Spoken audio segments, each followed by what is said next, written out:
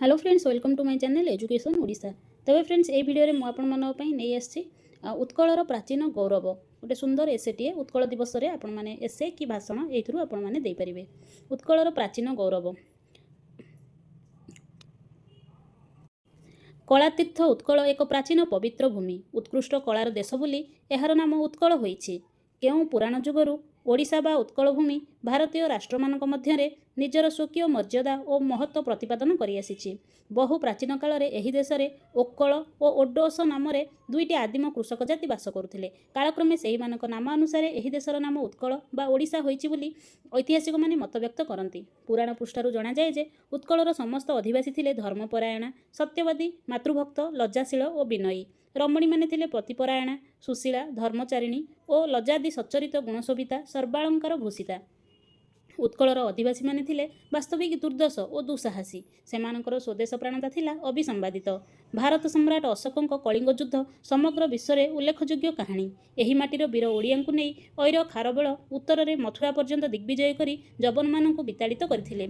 सुदूर मगध पर्यंत राज्य जय करी से कलिंगर अपहृत जिनासन को सगौरवे फेराई आनिबाकु समर्थ होई पारिथिले। गुप्त वंशर महिमा नरपतिगणंकर एकनिष्ठ शासन फल सुवर्ण युग प्रतिष्ठा होई पारिथिला। केवल सेतिकी नुहे, कपिलेन्द्र देव, पुरुषोत्तम देव, अनंग भीम देव, ललाटेन्दु प्रमुख पराक्रमी शासक माने ए देशर गौरव को गंगा ठारू गोदावरी पर्यंत सुविस्तृत करि पारिथिले। रणकौशल ए देशर वीर पुरुषगण जेपरि थिले धुरीश धुरीण, सेहीपरि थिले गभीर देशप्रेम निमज्जित। 1817 मसीहार पाइक विद्रोह और तार रक्ततीर्थ कहानी ही तार एकमात्र मुकसाक्षी।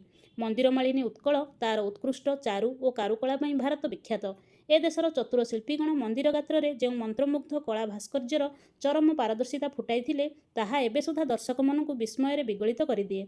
वर्तमान सुधा कोणार्क, पुरीर श्री जगन्नाथ मंदिर, लिंगराज मंदिर, खंडगिरी, उदयगिरी, ललितगिरीर बौद्धकीर्ति गुड़िकरे अंकित अपूर्व नृत्य लास्यभरा मूर्तिगुड़िक जीवंत प्रतिमा सदृश प्रतिभात हुअन्ति।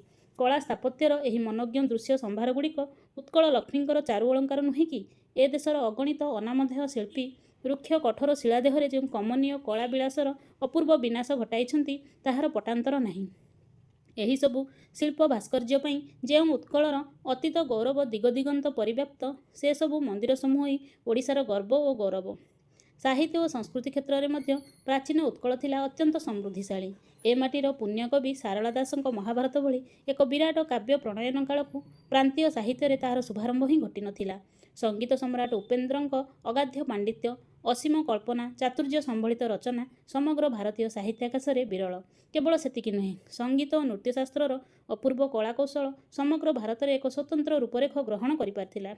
शिक्षा क्षेत्र में सुधा पुष्पगिरी विश्वविद्यालय यथेष्ट सुनाम अर्जन करथिला। धर्म क्षेत्र में विभवशाली उत्कलर एक उदार दृष्टि रहिथिला। नानक, कबीर, शंकराचार्य, चैतन्य प्रमुख धर्मगुरु ए माटी रे पाद देई निर्द्वंद्व धर्ममत प्रचार करथिले।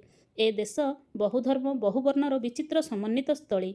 जगन्नाथ ए देशर आराध्य देवता। से ही पतित तारण, दुष्ट निर्वारण, आर्त्रताण जगन्नाथ स्वामी। धर्म ग्रहण पई ए माटी रे केबे ईर्षा, परश्रीकातरता किंबा हिंसार लेलिहान शिक्षा प्रज्वलित होई नाही।